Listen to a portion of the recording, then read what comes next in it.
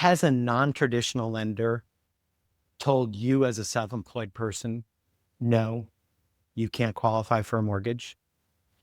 If that's the case, you need to listen to the rest of this video. A traditional lender is going to have to take a look at your tax returns. And what they're going to do is they're going to look at the bottom line of what you earn. And that's with you taking out all of your expenses.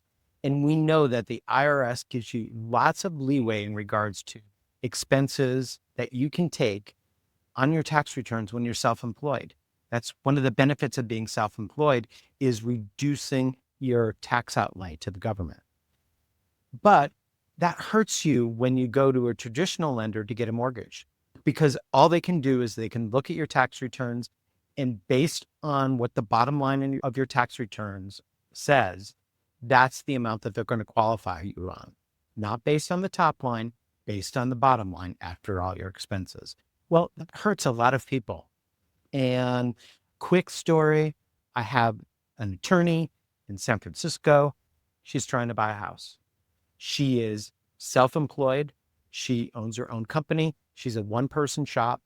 And on her tax returns, she makes good money, but not enough to purchase what she wants to purchase. It's just a little too low for her to be able to find the property that she wants in San Francisco to qualify.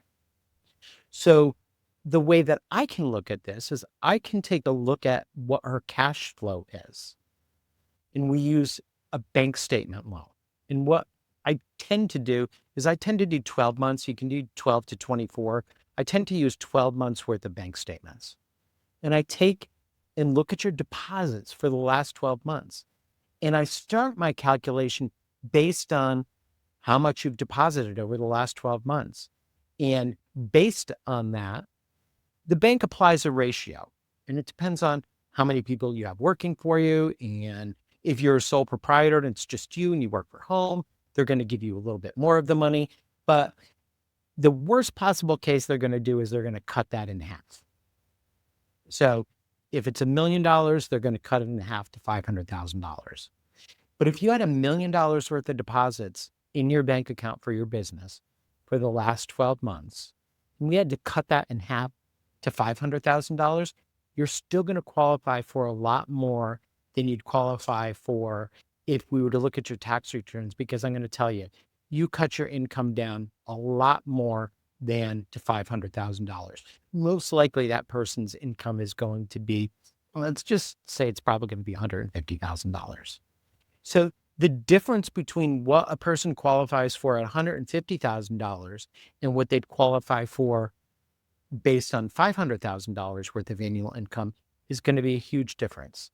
In this particular situation, and I don't remember her income, so I'm just going to tell you, I remember what she qualified for. So with her tax returns, she qualified for $950,000, which, in a lot of the country, that's a huge number. But in San Francisco, it was not enough to get her to where she wanted to be in purchasing power. But if I took a look at her bank statements and I added up all her deposits for the last year and applied my discount, or the expense ratio is what they call it, to that, she was actually able to qualify for a $1.7 million purchase. All right. So what are we looking for? 1.7. So we're looking at, she qualifies for $750,000 more by going with a bank statement loan than she could with a traditional lender.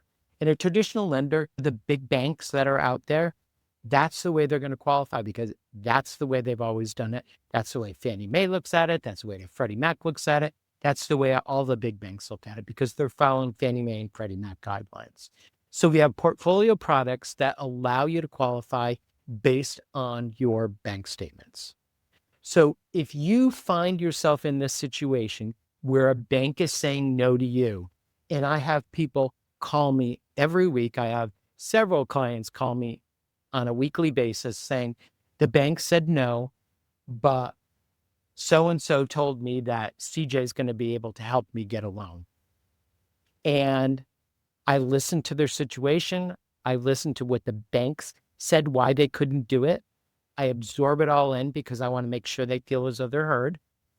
And I start asking them questions that the bank didn't ask them. The bank's not asking them about their cash flow. And I start asking them about their cash flow. And as we start to build those numbers and we find out what their cash flow actually is, we're finding that we're able to qualify people who were told no over and over again to get into a property. So if you're in that situation, or I know you might have family and friends that might be in that situation that are self-employed that take advantage of the tax code and are not paying a lot of taxes, so their tax returns are showing that their income is really low. If you know anyone like that, or you are that person, I would love to have a conversation with you. Please look down below, my contact information. I'm ready to help you. Cheers.